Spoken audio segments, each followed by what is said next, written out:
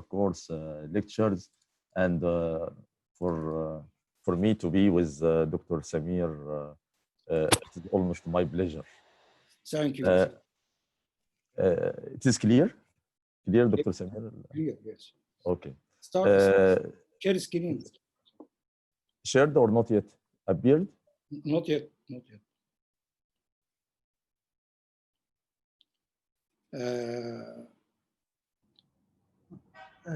Can you share it again, doctor, please?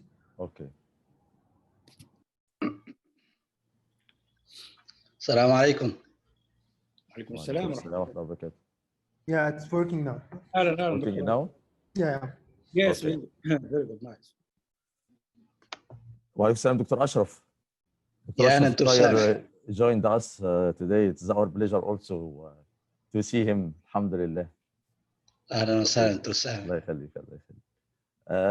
I'll start with Dr. Ashraf now. I'll speak about thromboembolic syndromes, which actually good for me to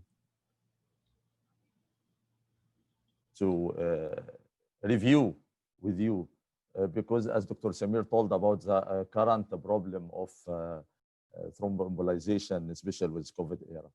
However, since it is not evidence-based, the practice now with COVID will touch only the risk factors, but in one slide. But we'll come to what's being more or less practiced for years and years. We'll overview the hypercoagulable states and overcome how to overcome non-compliance with venous thromboembolic prophylaxis compliance.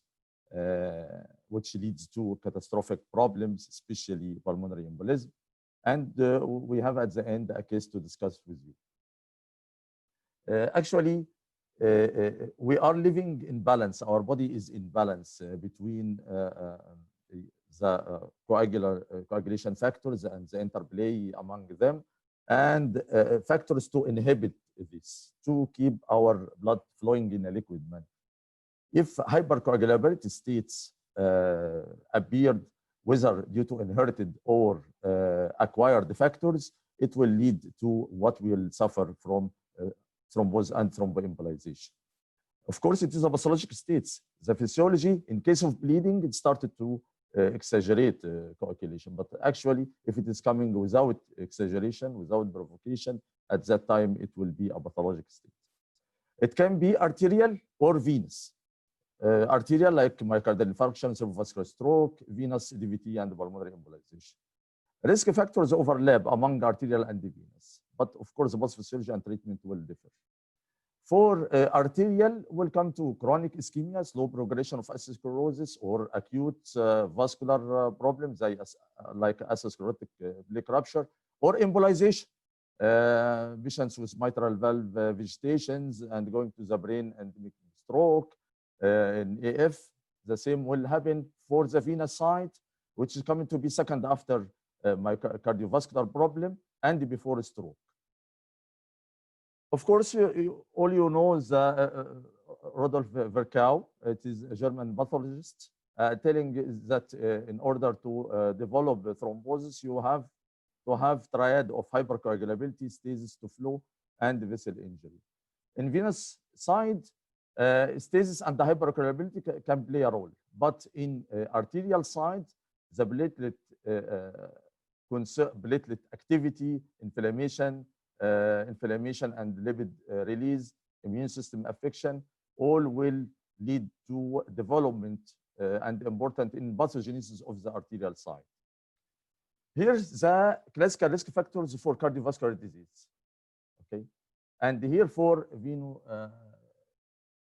thromboembolic venous side.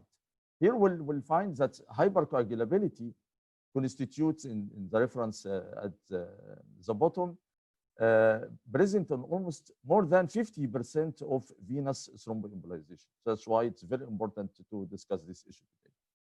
For classification of thrombophilias, it is either inherited thrombophilias, okay, due to a deficiency of natural inhibitors of coagulation, like anthrombin deficiency, anthrombin 3 deficiency, protein C, protein S deficiency, or acquired thrombophilias, like antiphospholipid syndrome, or abnormal function or elevation of levels of actually present coagulation factors, like genetic mutation of factor 5 and prothrombin G elevated factor 8.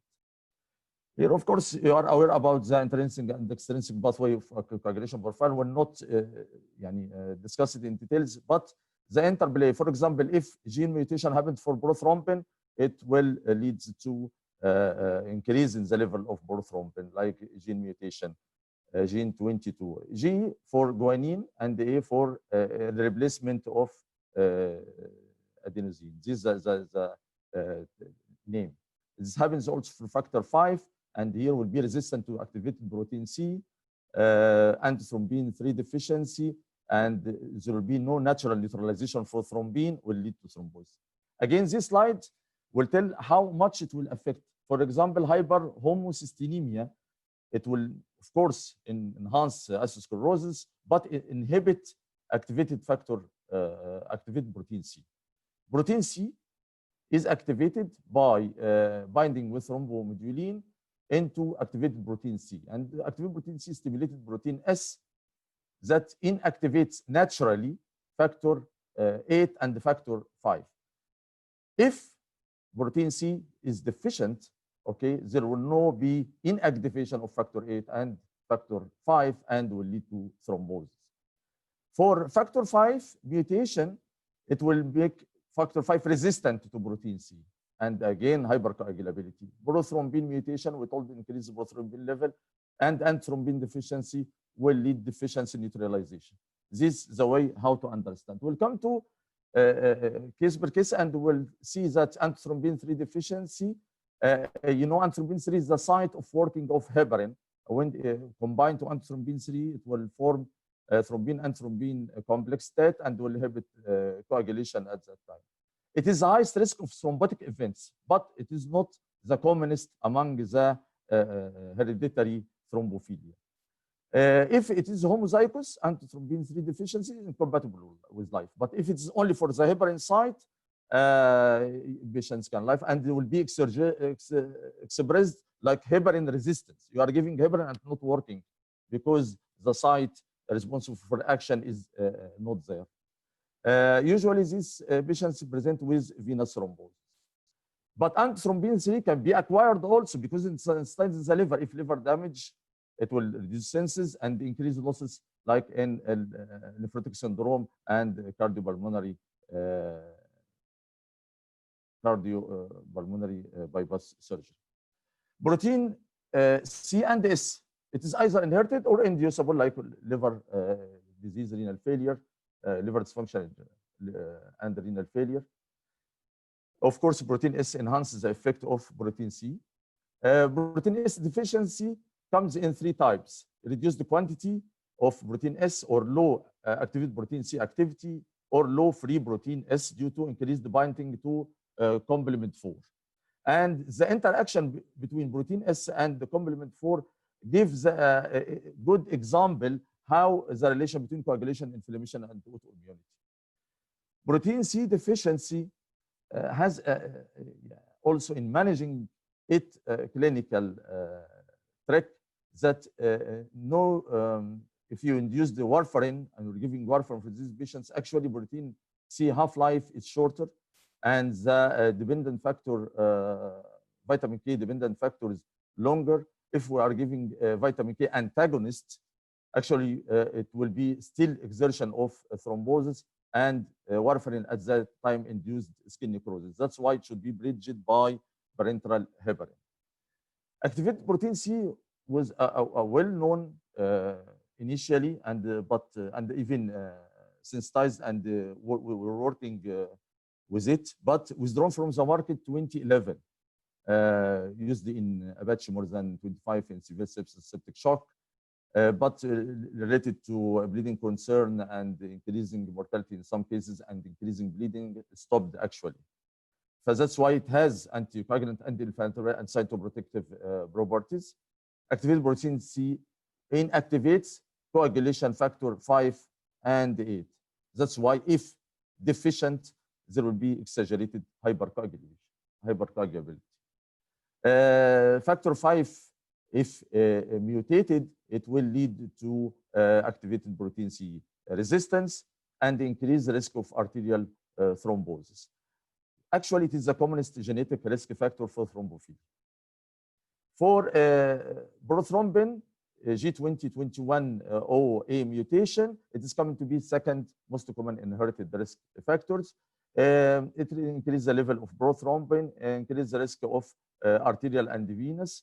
If more copying of genetic mutation, it will increase to more hypercoagulability. Hyperhomocystinemia, it will lead, as we told before, premature atherosclerosis, inhibit activation of protein C, and it is accumulated if deficient pathway of metabolism. Of course, might be acquired also in renal failure, hypothyroidism with some drugs like methotrexate, phenytoin, and carbamazepine. If low, it will not affect or will not reduce the thrombotic risk. Elevated factor 8 increase the risk of thrombosis, of course. High level as a primary phase reactant with estrogen use, with pregnancy, and after aerobic exercise causes resistance to activated protein C. Low levels of factor 8, of course, you know that it is associated with bleeding in hemophilia A patients. This fibrinolysis, like tissue plasminogen activator deficiency, TBA deficiency, and the plasminogen activator inhibitor increase, like in diabetes, inflammatory bowel syndrome, and coronary atherosclerosis, all will lead to thrombosis or even in some cases bleeding. Sticky platelet syndrome is very rare one, autosomal dominant. Platelets come to interact with epinephrine and the ADP and will lead to hypercoagulability. The most common acquired thrombophilia is antiphospholipid syndrome. Antibodies directed against the phospholipid part of the cell membrane, incidence 3 to 5% of the population. It will cause arterial or venous thrombosis and fetal losses. Antiphospholipid antibodies will be tested: lupus anticoagulant, anticardiolipin, and anti-beta 2 glycoprotein. Lupus anticoagulant will lead to prolongation of activated partial thromboplastin time. This is characteristic, okay, hypercoagulable, but with activated active partial thromboplastin time prolongation. It is occurring secondary to collagen vascular disease, infections, phenytoin and cocaine use. The most common thrombotic events, DVT and stroke, especially with rheumatological disorder. Malignancy coming to be second most common acquired hypercoagulability because of the procoagulant factor in almost 85% of cancer patients and activated factor 10. Also may be stasis from compression of the tumor, paraproteinemias, and cytokine release are additional factors. Certain types like polycythemia rubra vera, it carries, of course, thrombotic risk and increasing in addition due to hyperviscosity. Thrombophlebitis migraines, syndrome, it is in visceral malignancy. Actually, hemostatic system influences the angiogenesis and the tumor growth and the spread. If we attack this one, it might help also as an anti-cancer cancer therapy. Smoking, of course, leading to endothelial damage, release of TBA and tissue factor pathway inhibitor reduced, increasing thrombogenesis. Carbon monoxide increase the permeability of endothelium to lipid and leading to atheroma formations. Amazingly, exercise, especially immediate post-exercise time, if heavy exercise, characterized by hypercoagulable states because of increase of factor 8 and the platelet activation. Maybe also because of dehydration, and especially in older individuals with more cardiovascular risks.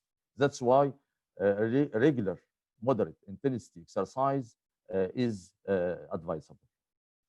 A circadian pattern of thrombosis, myocardial early in the morning, maybe due to variation in blood pressure and the platelet activation, maybe deficient rheology, that's to say slow circulation at that time, maybe long-term not taking fluids and more or less dehydrated, all may play the role in early morning hours of MI.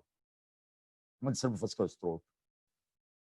Androgen, anabolic androgens, anabolic steroids, hormonal one, estrogen, progesterone, and testosterone, of course, increasing hypercoagulability. And in pregnancy, increased procoagulants, decreased anticoagulants, stasis by compression of gravitates, and this hypercoagulability prolonged even after delivery by 2 months. HIT, heparin-induced thrombocytopenia, whether type 1 or type 2, mild or severe, and it is related to the heparin binding to platelet factor 4 and triggering antibody production to heparin and the monocyte stimulation that attacks the vascular endothelium leading to thrombotic events. Of course, inflammation, especially in toxin, activates the complement system leading to thrombocytopenia and hypercoagulability. It is hypercoagulability to limit the spread of infection, but some bacteria use fibrinolytic properties, smart bacteria, in order to attack us to oppose this response. However, in CMV, cytomegalovirus have atherogenesis through change of leukocyte adherence and metabolism, cellular lipid metabolism.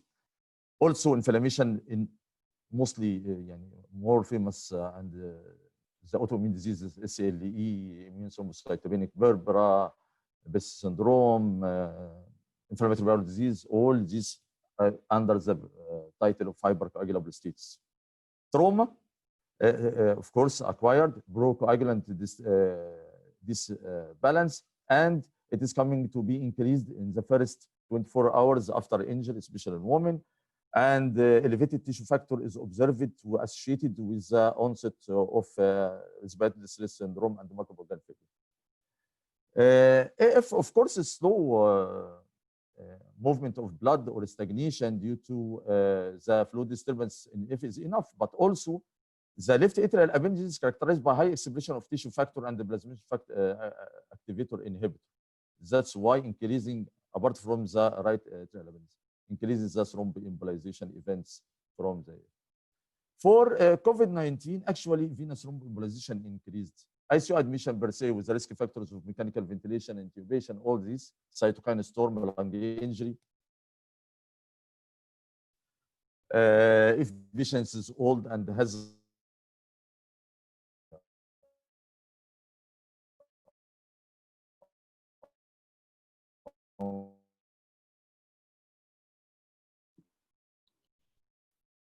You hear me, Muhammad?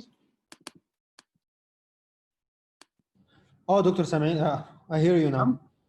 Oh, لسه still there is problem with Dr. Sameh? with Dr. Sameh. طب you can start my screen? Yeah, you can start it. I can start? Yeah, you can. Good evening, my dear colleagues. Sorry for this interruption because of internet problem with Dr. Sameh. We can shift now and start with Dr. I think Dr. Sameh is back, Dr. Samir. Okay, we can continue. السلام عليكم. انا ما اعرفش حضرتك يعني I missed at what stage this slide, Dr. Samir, or the slides not appeared to me, Dr. Sameh. You can start share screen. You can start share screen.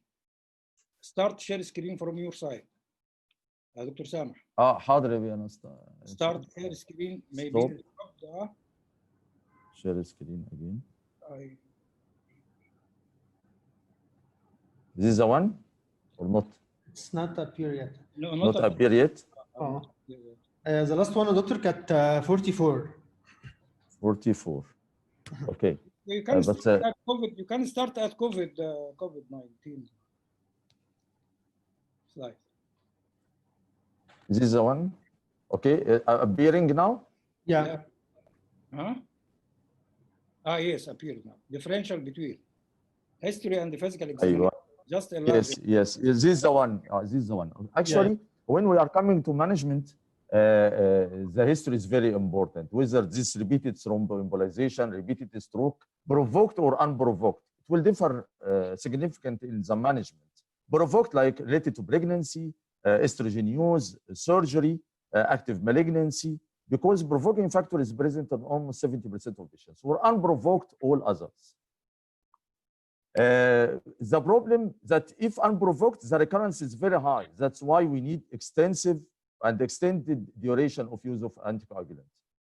Also, family history is very important. Positive family history in 1/3 of the cases. We can tell early age thrombosis if the event happened less than 40, sometimes 50 years old. Of course, hypercoagulability should be considered if unusual signs like jugular, splenic, Budd-Chiari syndrome, upper extremity veins. Diagnosis combination of, in order to diagnose, screening test, confirmation test, risk factor assessment. This is a panel of investigation plus the additional routine investigation.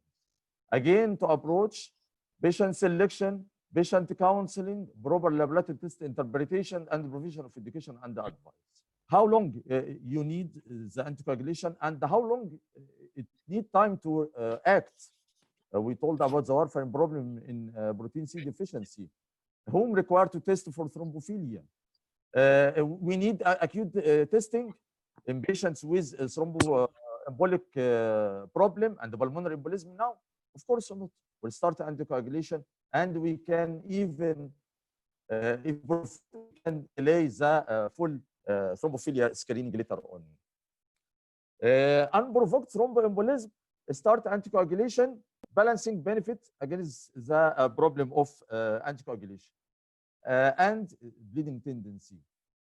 Testing might be useful, of course, and you can late it or make it to double stage, yani stage acute and later after 3 months of stopping the anticoagulation, in order to see whether you'll keep this patient lifelong on anticoagulation or just limited duration.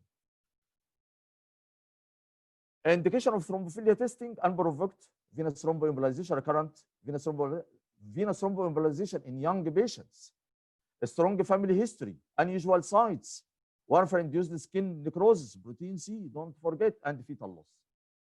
Antiphospholipid syndrome, you have to suspect in female young age fetal losses, prolonged unexplained BTT, okay? And of course, we'll do ELISA for antiphospholipid antibodies, we told it before. Screening for cancer is important in elderly with unexplained venous thromboembolization and do the panel for diagnosis oncology or cancer in these patients. 4% of stroke are due to coagulation disorder. Nowadays, 25 years old coming with stroke. All of a sudden, I have a colleague collapsed in front of us, and lucky we have TBA and given, and alhamdulillah recovered 100%. Alhamdulillah, bfadlillah. Okay, you have to keep it in your mind. In hypercoagulability, usually venous, but still VB paradoxical coming from the venous to the arterial via beta and foramen ovale. You have to think of hyperhomocystinemia, antiphospholipid syndrome if it's coming to arterial event. In stroke, younger than 45 years should be screened for antiphospholipid syndrome.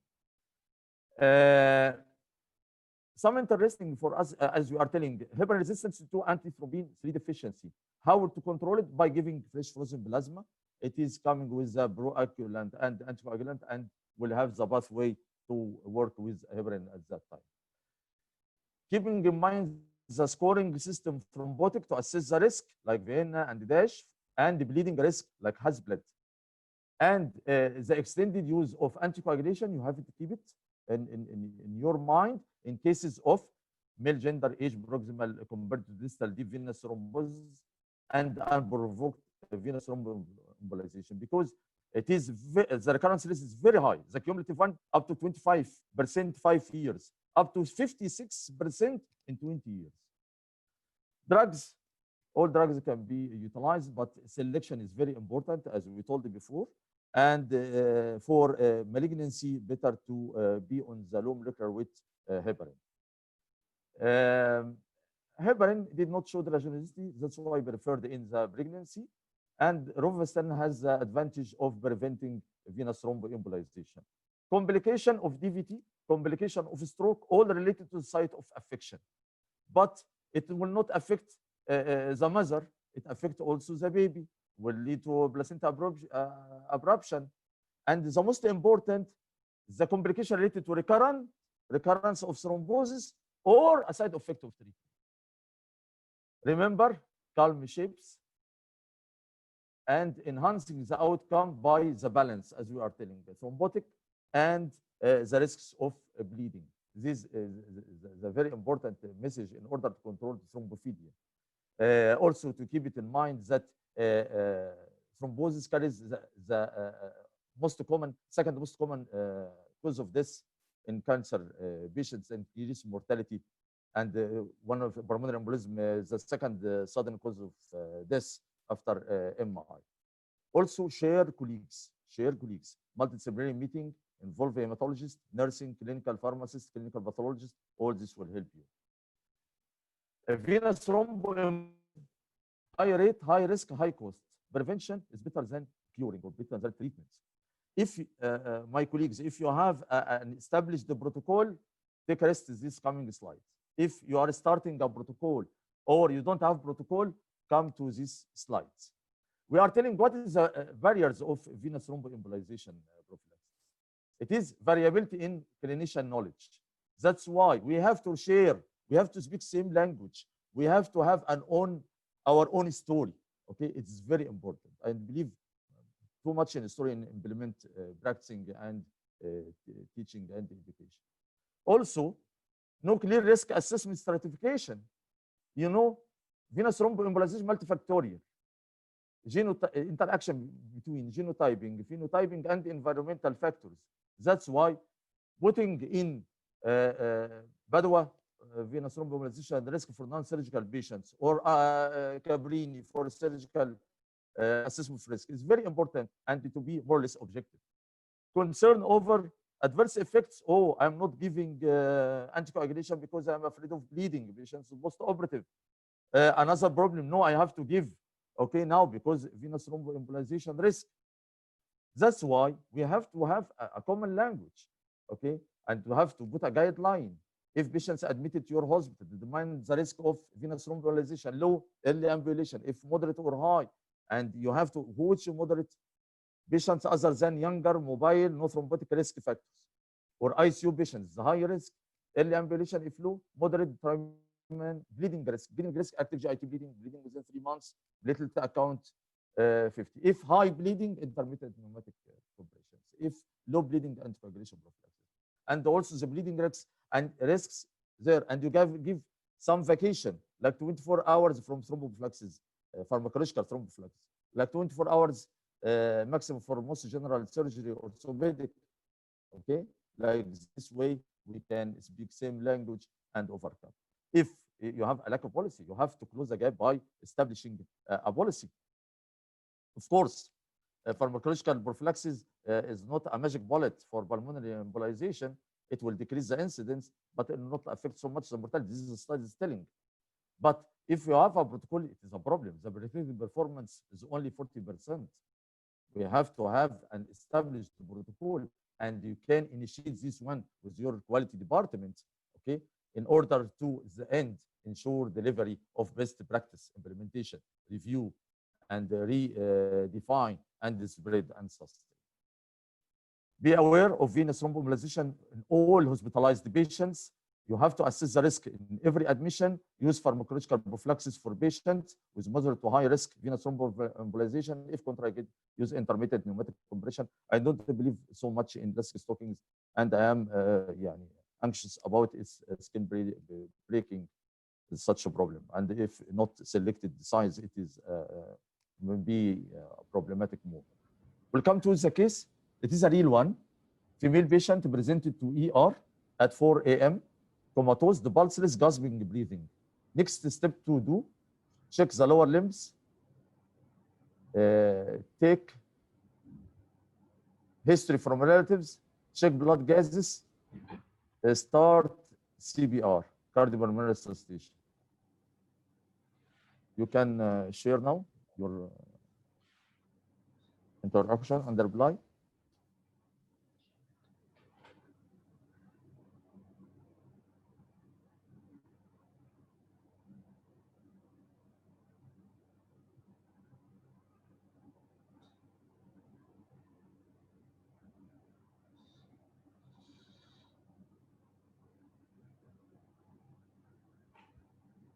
No reply? Yes, excellent. Yes. We did. Okay.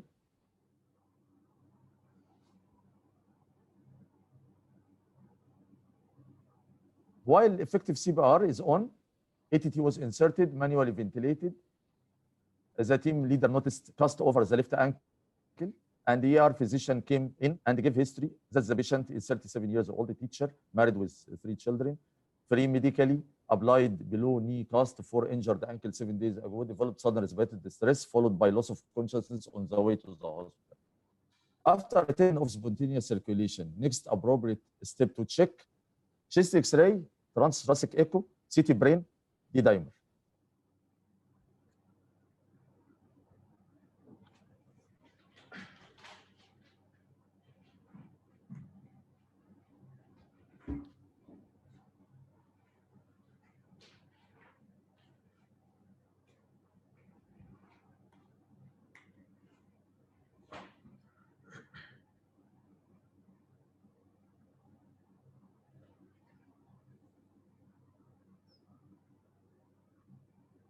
This is a real one, you know, 4 a.m. in ER, young female, coming all of a sudden, catastrophic event,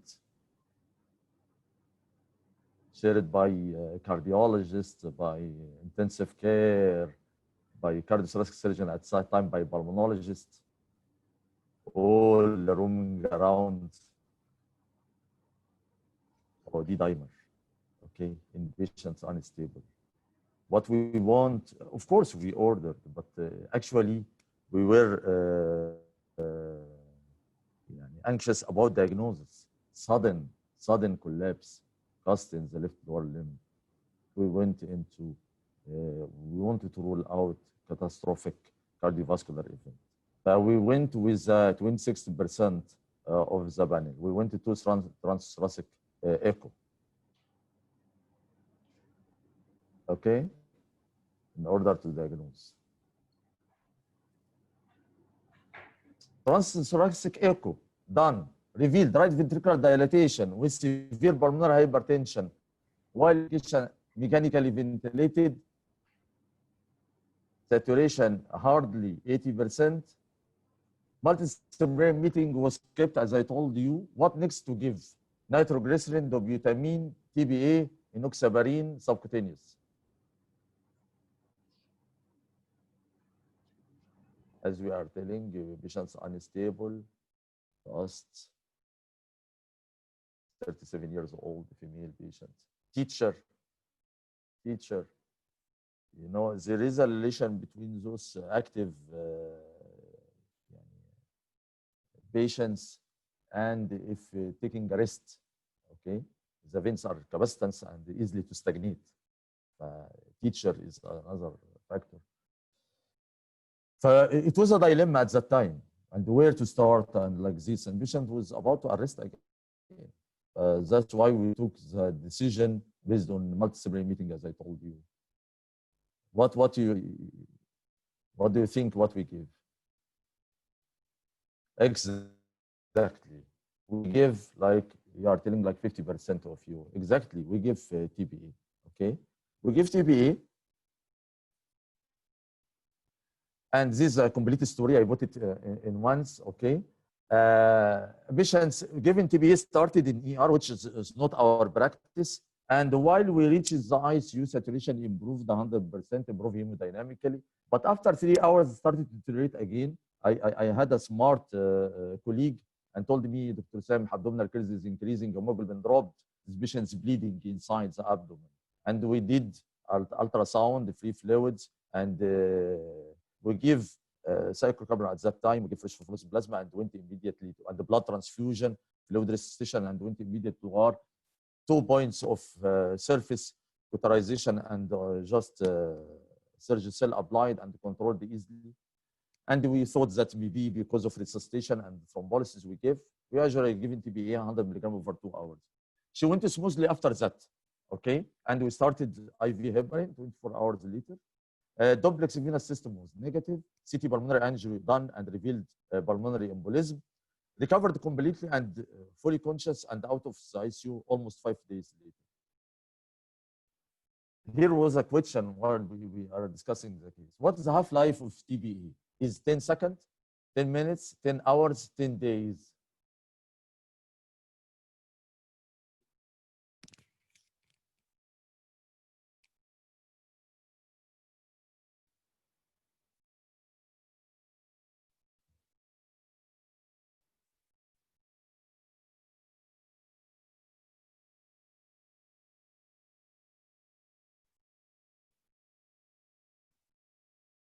It was a surprise for me when I reviewed this one.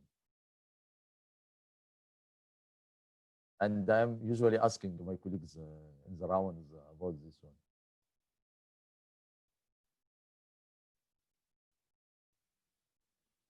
Of course, you will get it. Oh, you are telling me 10 hours. No, no. It is even 5 to 10 minutes. Okay? This is very short half time. Okay? Please review this one. It's very nice and unexpected. Now we'll come to the topic. Thrombophilia testing is indicated acutely. Would you think it is acutely indicated? Number one, yes, and before heparin infusion. Number two, not indicated at all. No, but not acutely needed, but after 3 months later. We'll do it if CT pulmonary angio remained positive for pulmonary embolism. Which you will select. You will do to thrombophilia screening or not for this patient. Or you will give it for 3 months and that's all, and go home, and for 6 months. All you will consider these high-risk patients, the venous thromboembolism in young age, 37 years old. At that time, you have to do it acutely and to intervene with the management before heparin, or do it later. I confused more. Huh? I confused more. Sorry.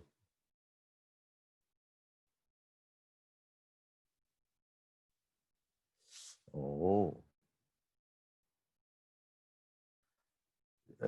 No, it will not play. You know, the patients improved while there is remnants of pulmonary embolization CT. It is not. Actually, we wanted to prevent recurrence. Okay, she's high risk for recurrence. These patients. Okay.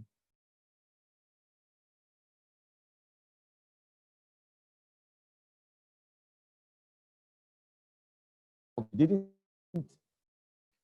acutely. We give, of course, a heparin. Will not look at thrombophilia screening at all, and we did it initially. And actually it's transferred to other hospital, and they repeated even 6 months later, and it's coming. But I think the best will be not acutely, but 3 months later. And thank you very much.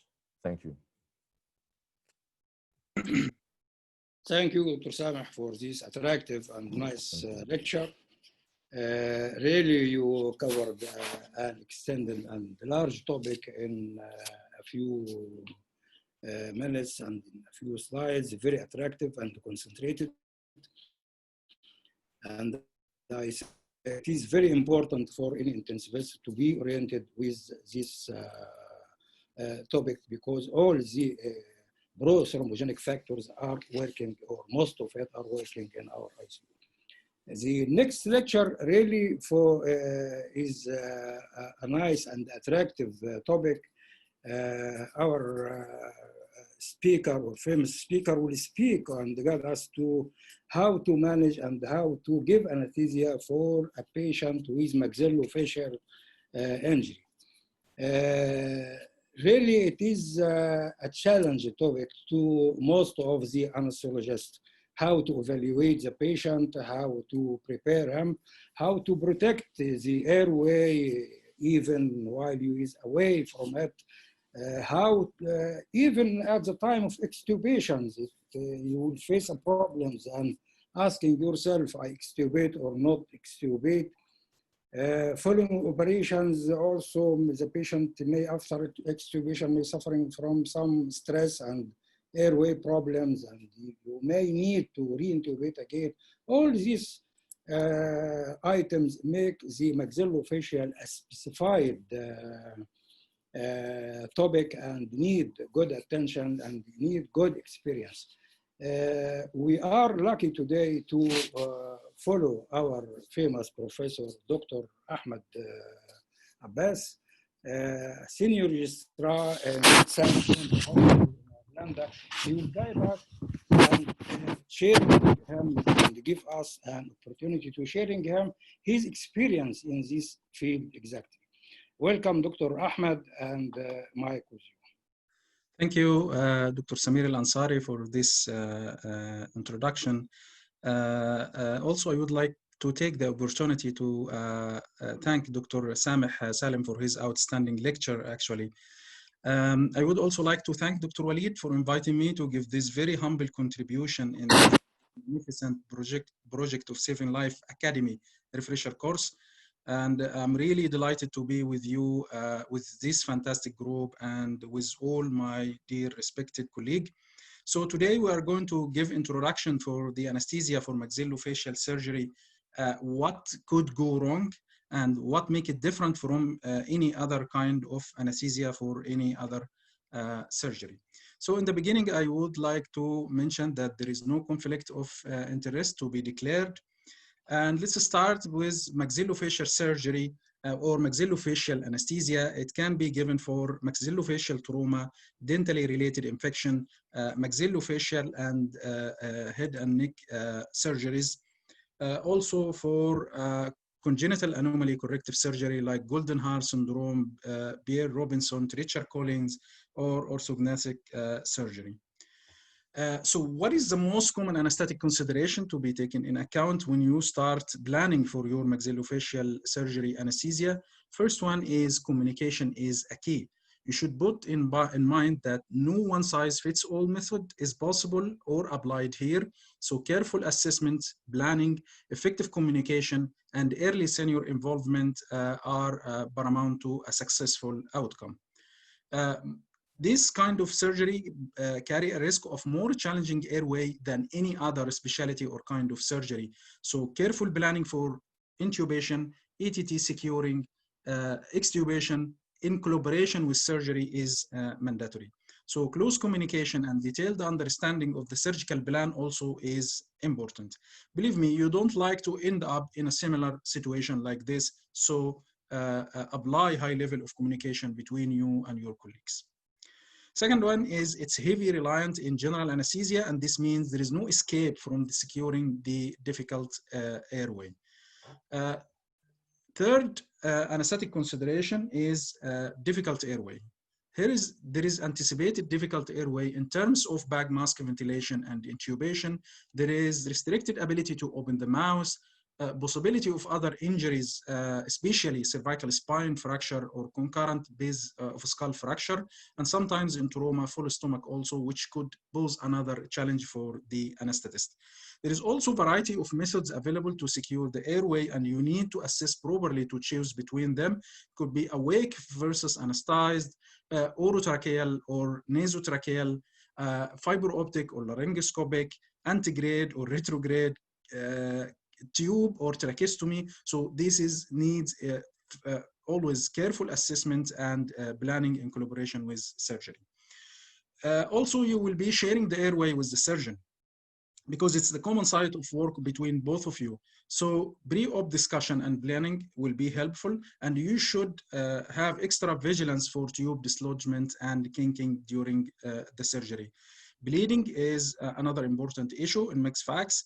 Hypotensive anesthesia or induced hypotension commonly employed in this kind of surgery, and post-operative complication like airway problem and post-operative nausea and vomiting are common and very challenging.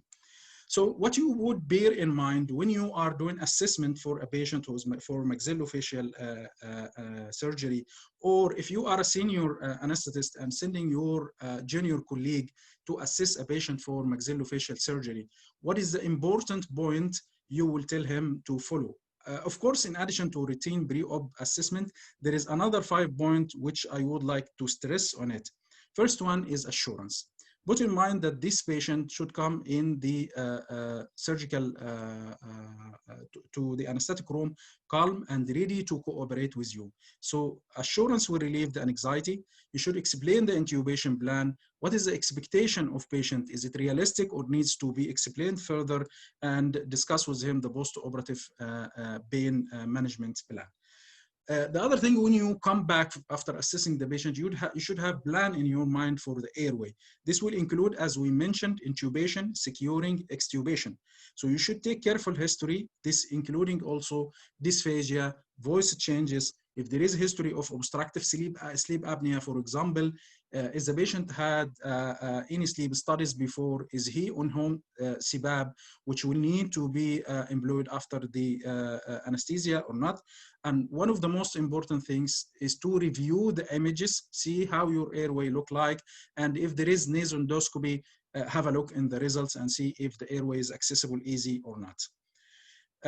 Second thing is bleeding assessment. Bear in mind that face is highly rich in blood vessels, and it could be really a place for severe hemorrhage. So face is highly vascular.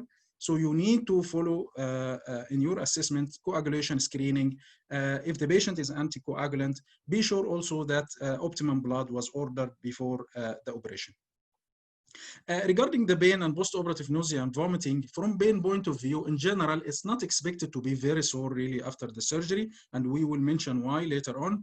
But post-operative nausea and vomiting could be common, and it could be hazardous, especially if there is intramaxillary fixation after the surgery. Again, you need to decide where this patient will go, ICU, HDU, or ward. If he's going to ICU or HDU, do you have the available place for him, or you need to postpone the surgery if not? So because the airway problem are the main anesthetic issue here in this kind of surgery, we need to discuss it in further details.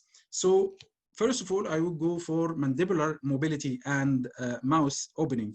You need to assess it, and remember, if there is trismus, it could be caused by pain and can disappear on induction of anesthesia.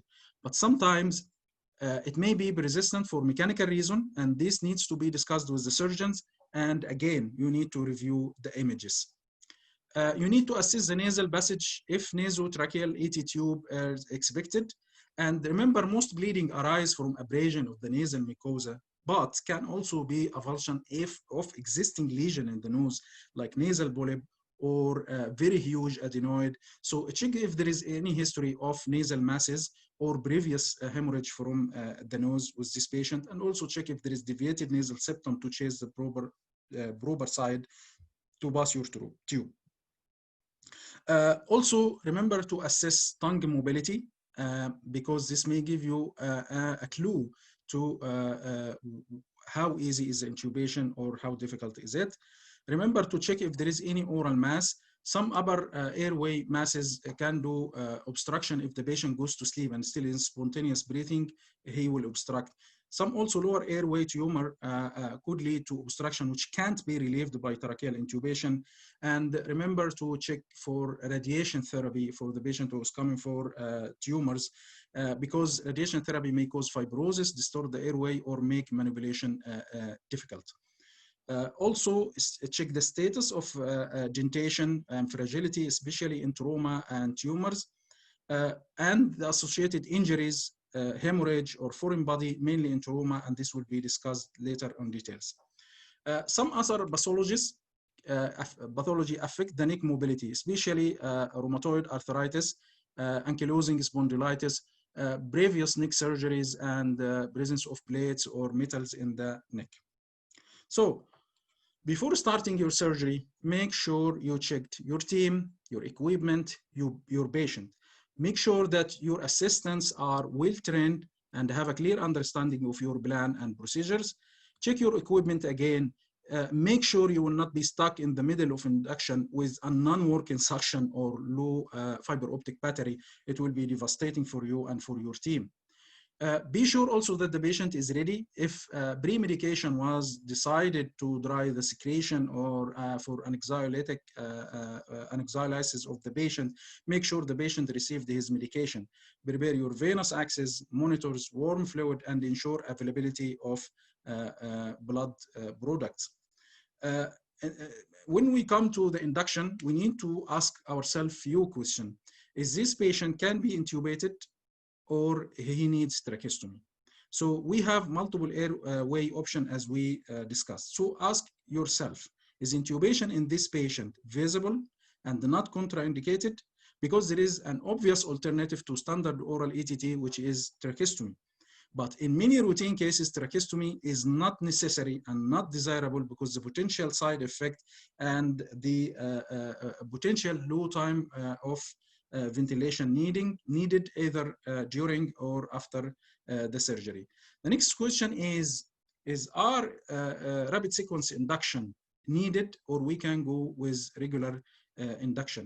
Because if RSI is needed, like in facial trauma, especially if difficult airway is expected, this is really difficult situation, require discussion with the ENT, get more help from a senior colleague, get the NET ready for immediate tracheostomy, and assess the situation. Is the patient stable, or we can do it electively, not electively, but we can take our time, or the patient is really going down, obstructing his airway. We need emergency interfere from ENT and do front of neck access. If the RSI is indicated for another reason, for example, for reflux, consider awake intubation or tracheostomy under local if needed. The other point is awake versus sleep. Awake intubation, it's not only about fiber optic, as most of us will think.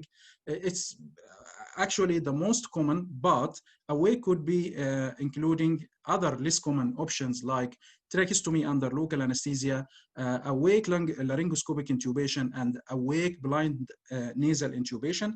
All of them require proper usage of LA to anesthetize the airway. Because the awake tracheal intubation is the most common, awake fiber optic tracheal intubation is the most common way of awake tracheal intubation, it's important to know well the anatomy, nerve supply of the upper airway, and have the skills for awake tracheal intubation, and it should be essential part of anesthetic training. Don't perform it without supervision if you are not trained enough. I would highly recommend this difficult airway society guidelines for awake tracheal intubation. It's really very important one, and it's free, and it provides a very good protocolized framework for awake tracheal intubation practice. It also provides a suggested ergonomic for anesthetic room when you are performing awake tracheal intubation. It has also recommended an ATI technique, including the 4 steps: oxygenate, topicalize, sedate, and perform. I want to draw your attention to very important part here in the oxygenate. They recommend high flow nasal oxygen with the rate 30 to 70 liter, which is needs to be revised during the period of COVID. Abide with your hospital policy regarding where to use and the maximum flow of high frequency nasal oxygen during the COVID pandemic. In my own hospital, the maximum rate in open places is 20 liter per minute only. So also it has protocol for managing procedure complication and for management in case ATI in adult has failed. So I would really recommend that you go back to these guidelines and have a look.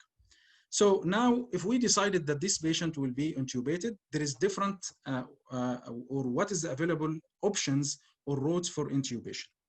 Start with the oral. It's very common in other surgeries, but not here in maxillofacial. So it's less used in maxillofacial surgery.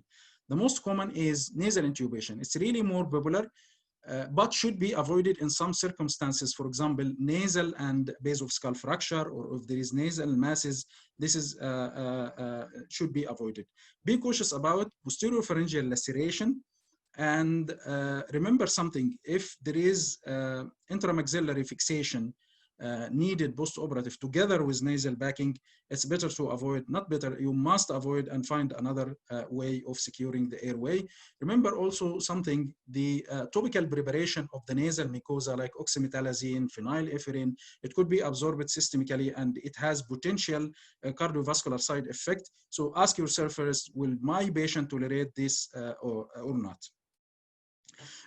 Some anesthetists employ some techniques to help with the nasotracheal intubation. Some apply well-lubricated nasal airway of gradually larger size to go in through to dilate the passage.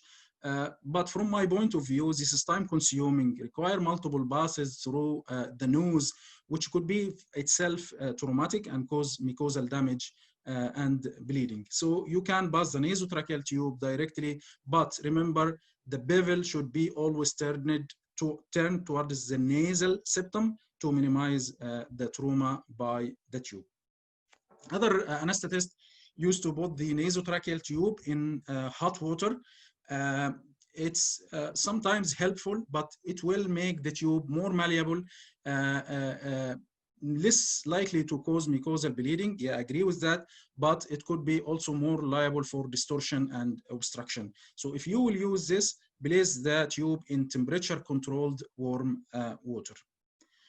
The second or the other route for intubation is retromolar intubation. Here, if the patient has missed teeth or has sufficient space posterior to the molar teeth, you can pass armor tube through it and stitch it to the cheeks, and it will be good for maxillofacial surgery. In some patients where they have really healthy posterior teeth, you can extract some of it if the retromolar intubation is only available way for intubation. But remember always to use armor tube, and this is how it look like. This is not armor tube, this is ordinary tube, but it's really advised to use armor tube. The second one is submental ATT. It's one of other alternative intubation technique. This technique is particularly useful when intraoperative intermaxillary fixation or access to the nasal orbital region is required. Also, when retromolar technique is not possible or not desirable, also when tracheostomy is not desirable, you can go with submental technique. It can be achieved through the use of armored endotracheal tube. Remember, the connector of the endotracheal tube, when it's armored, it's really well fixed. You can't move it, so you need to try to move it. If it's removable, that's fine. If not, you need to cut the tube just below the connector and apply the connector of normal tube, connect it well, and use it as a standard oral intubation. After that, this step can be made by surgeon or can be made by you as an anesthetist according to your hospital policies or according to your training. So you need to drape the area around the mouth, do small incision in the right submental area, use hemostat to cause dissection of the soft tissue, put your finger in the mouth until you feel the hemostat.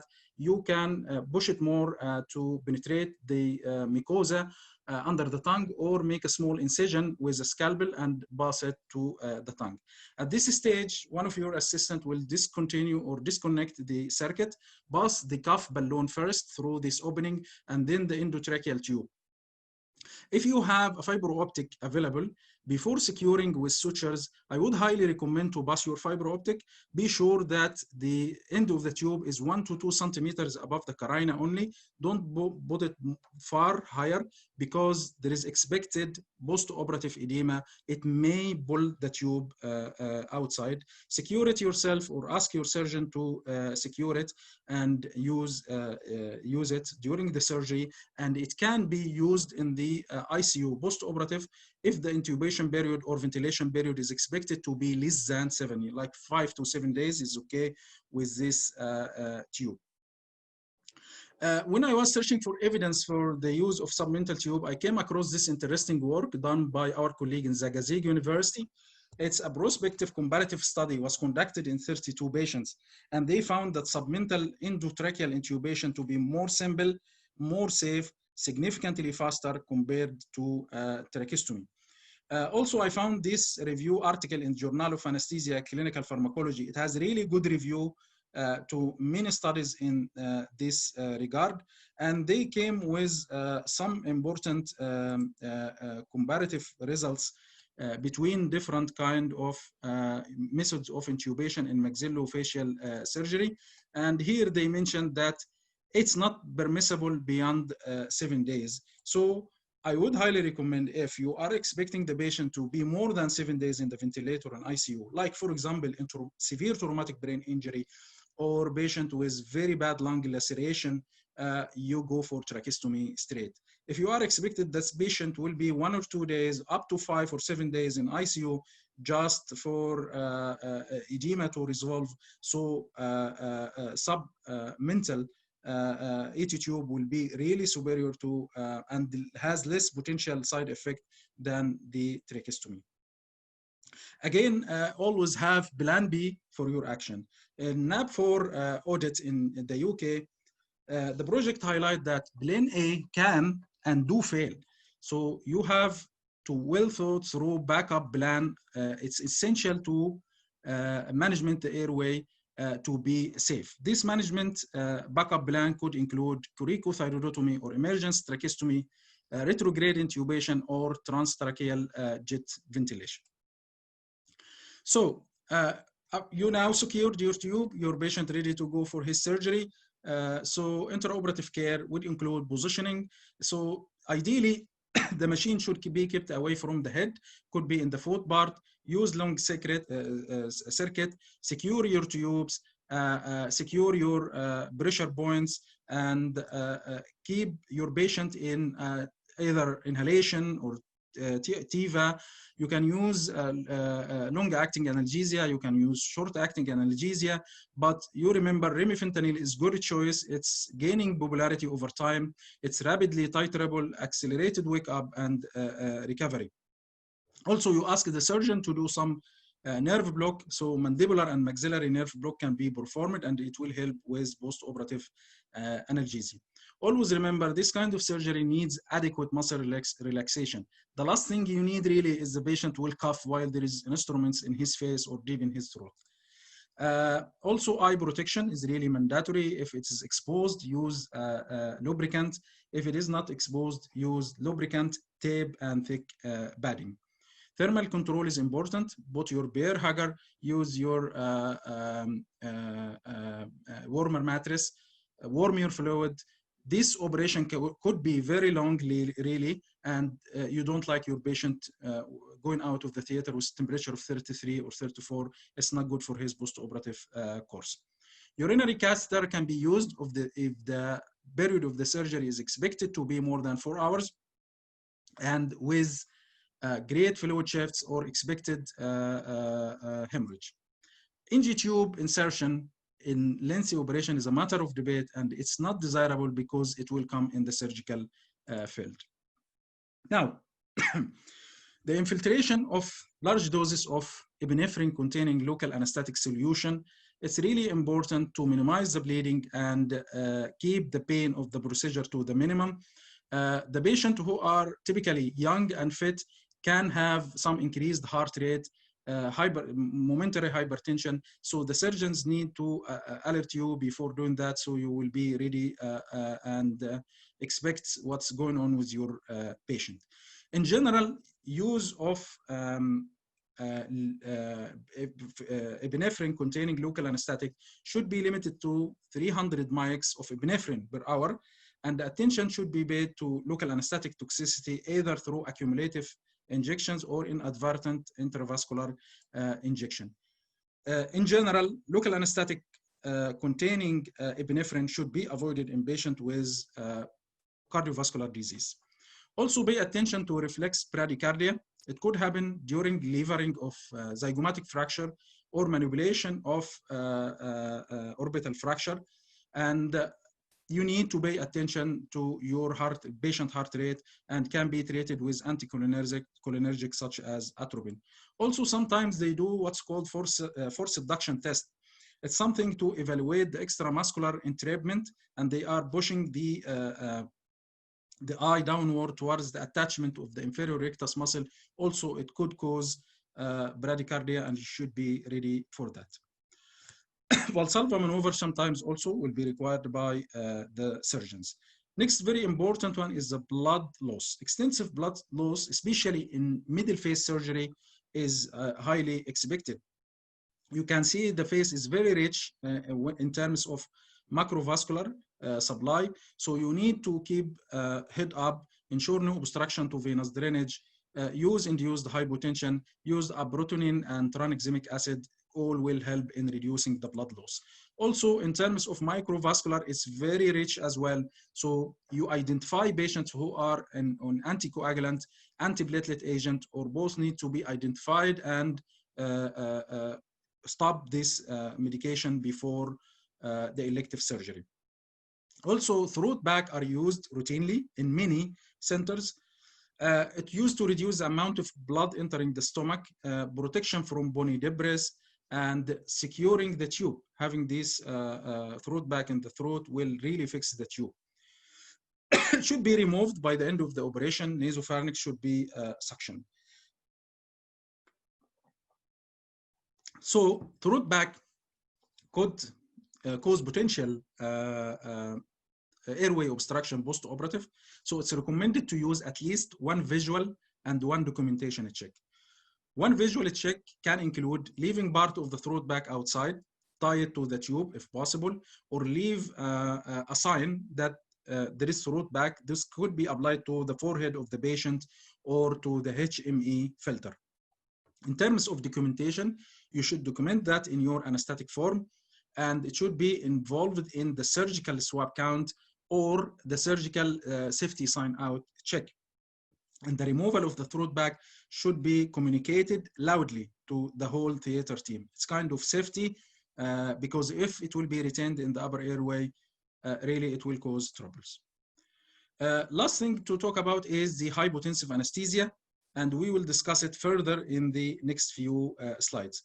They call it induced hypotension, or they call it hypotensive anesthesia. Both are the same, and it includes reducing the blood volume, blood pressure, to reduce the blood loss and hence transfusion rate.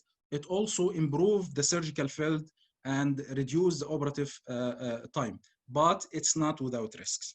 So there is some level 1 evidence that induced hypotension can reduce blood loss. Some of it, proving that it's reducing the transfusion rate, operating time associated with maxillofacial surgery.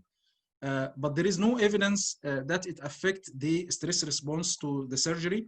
Also, there is some studies suggest that platelet activity is actually reduced during significant controlled hypotension, which may protect against post-operative consumptive coagulopathy, but it will not decrease the intraoperative blood loss. And it's a small study, so I will go with the other level 1 studies. In general, you shouldn't reduce the MAB less than 30%, and with absolute limit of around 55 millimeter mercury in ASA1 patient. And remember, in general, hypotension carry risk of hypoperfusion to vital organ. So some patient with ischemic heart disease, carotid artery stenosis, peripheral vascular diseases, kidney dysfunction, and severe uncontrolled hypertension, they will not tolerate this kind of hypotension. So you use normotensive or modified hypotensive anesthesia. So remember, in hypotensive anesthesia, appropriate patient selection is must. Careful monitoring and adequate intraoperative volume replacement is really mandatory in hypotensive anesthesia for safe conduct. How to perform hypotensive anesthesia? You can use one of the 3 approaches or one of the 3 ways. First one is head-up position, like minor degree of reverse Trendelenburg, like 10 or 15 degree. They said 1 centimeter rise in the surgical area may reduce the blood pressure with 1 millimeter mercury. You can deepen the anesthesia by deepening the inhalational agent. For example, the ISO, SIVO, use opioid, even muscle relaxant if the patient is not relaxed will help reducing the blood pressure. Otherwise, you use hypotensive pharmacologic agents, which include labetalol, ganglion blockers, direct acting like nitroglycerin, clonidine, magnesium. But if you will use magnesium, pay attention because it may prolong neuromuscular blockade. For further reading, I would really recommend this review article. It's in Science Direct, and it compares the hypotensive versus normotensive anesthesia during major maxillofacial surgery. Now you finished your surgery and you come to extubation. Extubation is really should be planned so prudent like intubation. You must decide whether to extubate the patient or not, also you need to decide you are extubating your patient in deep anesthetic or full anesthetic or awake anesthetic plan. If the original plan was to extubate post-operative, this also may change during the surgery. So you need to ask yourself, can I extubate this patient? And what are the factors I need to consider before extubating my patient? These factors may include, first of all, discontinue your induced hypotension if it was employed. And remember to remove the throat back. Again, remember to remove the throat back. Airway should be cleared and suctioned. Ensure hemostasis and start to think, will I extubate deep or awake? So awake extubation, as we know, is removing the nasotracheal tube following the return of the laryngeal reflexes, coughing, eye opening, or obeying command. This could help minimizing aspiration, airway obstruction, and laryngospasm. But awake extubation may increase the bleeding secondary to patient coughing and bucking during the emergence from anesthesia. Deep extubation will include the removal of the tube while the patient is still deep, but this may mean the patient will buzz or go through the second stage of anesthesia while his tube is out, so he will be more liable to airway obstruction and potential pulmonary aspiration and laryngospasm. So you need to balance the risk and benefit. Ask the surgeon if the patient has really high risk of bleeding, if he will cough and bite his tube, or we can go for deep extubation. And it's always, if you are in doubt, to extubate your patient while awake.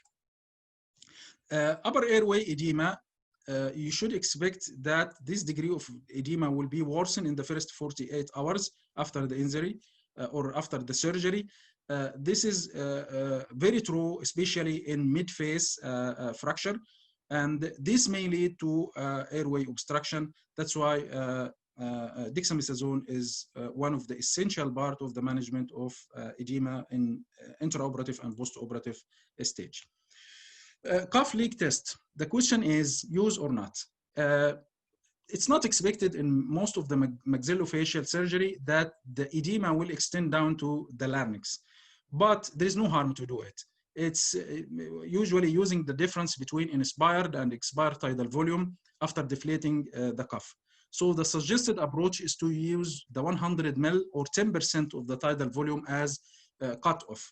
If there is more than 110 ml difference between expiratory tidal volume and the inspiratory tidal volume after deflating the cough, this is 98% negative predictive value for post-operative extubation stridor in some studies. Also, some anesthetists will advise to use tube exchanger in patients with very difficult intubation or expected deterioration of the airway post-operative. It's a catheter which could be passed through the tube, then remove the tube, leave the catheter in. It's well tolerated by the patient. Could it have connector which could be connected to oxygenation tubes, or can be used for CO2 monitoring in the post-operative period. And if necessary, you can remove the connector and railroad a tube through it and intubate the patient again. Also, where the patient will go, this needs to be revised again after the surgery. Remember the residual swelling and the remaining effect of the anesthetic agent could deteriorate the airway post-operative. One important thing also is intermaxillary fixation. It's a very old age procedure which involves the usage of metallic or non-metallic devices to occlude the mouth after the surgery. They can use arch bar, dental, intradental wiring, metallic and non-metallic splint. But recently, due to fast development of current ORIF technique, IMF is becoming more and more less popular. But you need to know how it looks like. This is some of its example. This is the arch bar, and this is the AV loop. And here you can see IMF through screw fixation. The most big problem about IMF is if it's decided together with nasal backing. Imagine there is no way for reintubating the patient if he deteriorates. So here tracheostomy is must. This is number one. The other thing is this patient most likely or high liable for post-operative nausea and vomiting. So management of post-operative nausea and vomiting are important in general in max fax surgery, but become paramount with the IMF or intramaxillary fixation, because vomiting may be life-threatening in this occasion. Also, if the patient has IMF, it's really important to keep wire cutter, must always be kept next to the patient for emergency. This could include vomiting, airway obstruction, or bleeding. So in the post-operative period, there is few things to take about. First, to take care about. First is analgesia. It's really not expected, as we mentioned, that this kind of surgery is too much. So because of a lot of local anesthetic being injected, and the fixation of fracture itself afford kind of pain relief. But remember, there is soft tissue edema, which could bother the patient. That's why dexamethasone administration is important during the first 48 hours. And the other thing is dental surgeries consider 5 to 13% of the surgeries which could represent incidence of chronic post-surgical pain. And this could be really a problem with the patient, increase his analgesic use, restrict his daily activities, and increase healthcare utilization.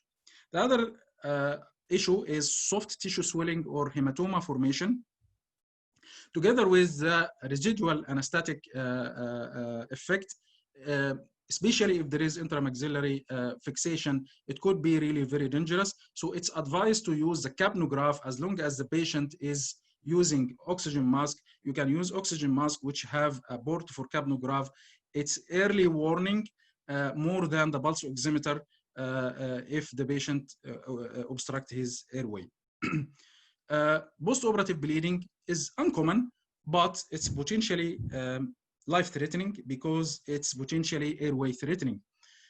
So consider reviewing your patient in post-operative, and remember something: decompression of the hematoma by removing of the clips or sutures for manually evacuating the hematoma with Yanker catheter is important.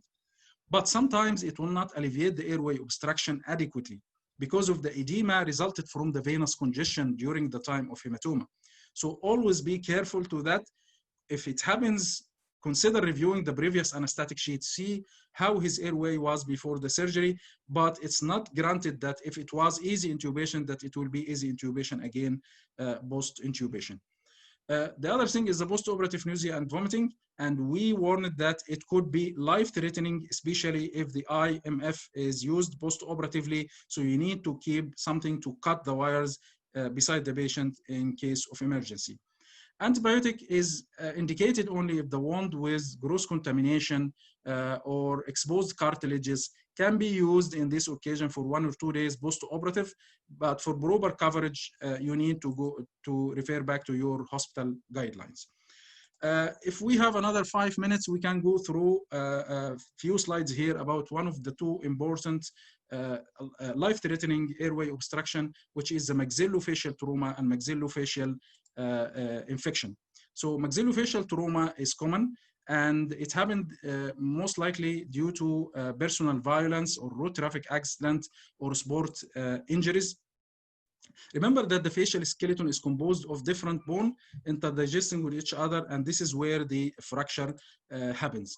The face also is very rich in blood supply. So remember, this patient could be liable for airway obstruction from bleeding.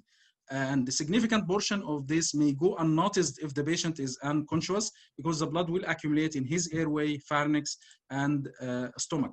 The other thing also, this maxillofacial trauma is always associated with something else. There is another catastrophe behind. This includes laryngeal fracture, which could be worsened with instrumentation, cervical spine injury, which will limit the neck movement, and it will pose a really hazard or problem with moving the neck, and it could cause spinal injury. Remember, the maxillary and mandibular injury could also be bleeding a lot, and soft tissue and neck injury could lead to edema, which will obstruct the airway. Always remember ABCD, follow the ATLS protocol for this kind of patient in ED. And remember the signs of impending fracture. Don't wait until impending obstruction. Don't wait until the patient is really, really obstructed. because dyspnea and stridor are late sign for obstruction.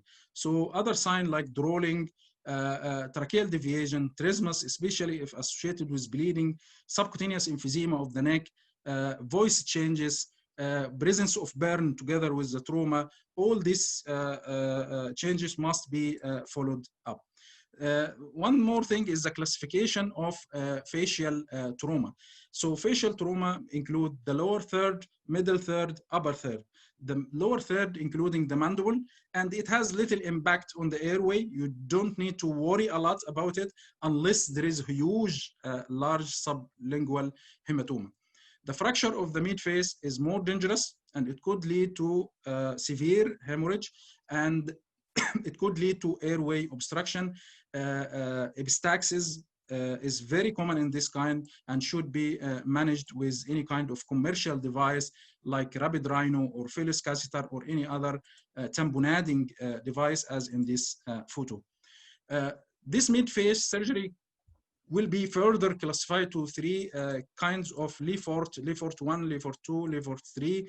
It was classified by a surgeon called Lefort, and it was used in a skull of cadaver, which may not really represent the true Lefort fracture in real life. So Lefort fracture 1, including the mandible or at the level of nasal fossa, causing separation of the palate. Lefort 2 will involve the maxilla, nasal bone, and medial aspect of the orbit, and Lefort 3 called craniofacial disjunction because it involves separation of the facial skeleton from the cranium. This is how it looked like. Remember something in Lefort 1, something to remember it. Lefort 1, speak no evil. Lefort 2, see no evil because it involved the orbit. Lefort 3, hear no evil because it include the zygoma. And it needs CT for diagnosis. And as we mentioned, can sometimes happen like together. And it was described in cadaver, so it doesn't really represent the true fractures in true life. The last one is the fracture of the upper third, which is really important for us as anesthetists because it may involve the base of the skull where we need to pass our tubes. Last slide here is maxillofacial infection. Commonly needs surgery even if with antibiotic. Start as dental infection, then spread to facial glands of the head and neck. Sometimes it's underestimated. And appropriate and adequate post-operative or preoperative assessment is paramount. Could lead to stridor, dysphagia, and even late sign of the airway compromise. Lack of tongue protrusion is very important sign of impending airway obstruction and needs to be checked. Remember, trismus may not be improved with induction of anesthesia, so you need to be careful. Review the radiologic results and consider nasondoscopy. And remember, the Ludwig angina is very life-threatening cellulitis of the floor of the mouth, which extend beyond that and could go even to the mediastinum and cause mediastinitis. So don't underestimate the degree of extension. Always involve a senior anesthetist, ENT consultant from the start. So our take-home message is here. Communication is mandatory for satisfactory outcome, and plan A can fail, so always have plan B. Proper planning for intubation, securing the airway, extubation in collaboration with surgeon. Submental endotracheal intubation is very good, try to know about it. Always check your team, equipment, patient readiness before induction. Consider DAS guidelines for ATI as a framework for your work. Consider other possible routes of intubation if IMF plus nasal backing is planned. Use always visual check and documentation check for throat back. Appropriate patient selection for the induced hypotension. Always post-operative, if the patient has intramaxillary fixation, make available of wire cutter must always be kept next to the patient for emergency, such as vomiting, airway obstruction, and bleeding. I know that I exceeded the time limit of the lecture, and I'm sorry for that, Dr. Samir, and I'm ready to receive questions if we have any. Really, thank you, Dr. Ahmed. Nice covering, and attractive presentation, really. And I think you cover perfectly the topic completely. We have many questions here. We can start, Dr. Sameh. You attend? Yes. Okay. I think the first question is not deciding.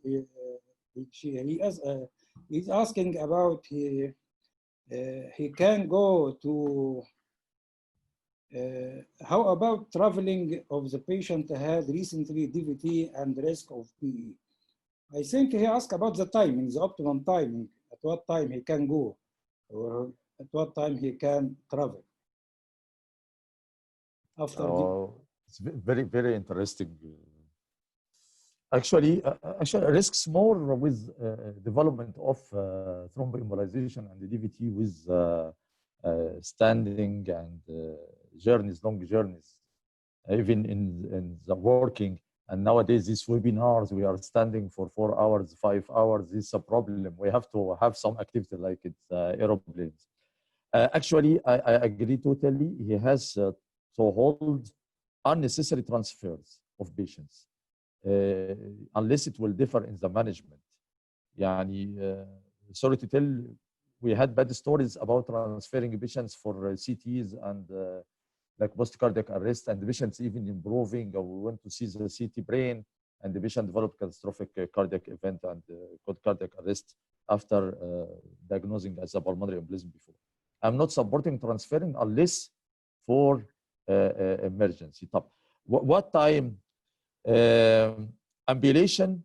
There is a lot of studies about early ambulation versus late ambulation. They are telling don't ambulate your patients before 3 to 5 days till stabilization of the blood clot.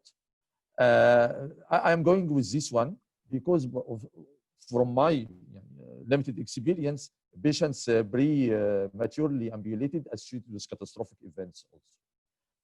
That's why I'm going to this one. But statistically wise, it didn't differ as regards the incidence. But who developed the pulmonary embolism early died. Yani incidence is not different. That's why they are telling ambulate. The rate is the same, early or late. But those developed early died. That's why I'm actually not preferring. Study-wise, telling no statistical difference for development of massive pulmonary embolism. But if patient developed, this is a catastrophic one. That's why establishing. How we have an objective in our hand? Yes. Just to say, do check ultrasound. If you have DVT, I mean, check ultrasound, check stabilization for this one. Yeah. Okay. Start gradual ambulation. No need for strain. This is the idea behind this one. I'm not supporting before 5 days. Okay. And also share us, Dr. Samir, from your experience, please. Exactly. 3-4 days are enough for epithelialization and clot stabilization. The next questions ask about intralipid or rule of intralipid in antiphospholipid syndrome. Rule of intralipid in management of antiphospholipid syndrome. You hear me, Dr. Sam? It is intralipid, you know, sir. I think it is experimental till now. يعني experimental. Yes. 20% intralipid. Exactly. But you know, sir, those with repeated abortions, they are giving before IVF nowadays. They are telling it will stabilize implantation of the embryo. Okay. Yes. The next question, Dr. Sam, about patient with prosthetic valve and suffering from AF on warfarin, but the INR is not therapeutic or not in target. Presented with large stroke. TTE didn't show any vegetations or thrombi. TEE was not available. I think mandatory to be available for detecting small. What is your opinion? Well, actually, if it is large infarction, Dr. Samir, therapeutic anticoagulation initially will be contraindicated, even with prosthetic valve, fearing the risk of hemorrhagic transformation of the stroke. They are If TIA, you can start therapeutic anticoagulation after 24 hours, then mild or moderate severe or small, moderate, large, 3 days, 60 days, and 12 days, repeating CT before start therapeutic. This patient will take a prophylactic anticoagulant for this one, but therapeutic should be lead. The problem for vitamin K, we have this vitamin K antagonist, this warfarin. There is multiple drug interactions and the food interaction as well. There is incomplete resistance, and sometimes they are telling incomplete resistance. They has to adjust this one later on. Start with low molecular weight heparin, okay? And then once cleared from the neurologist side, you can start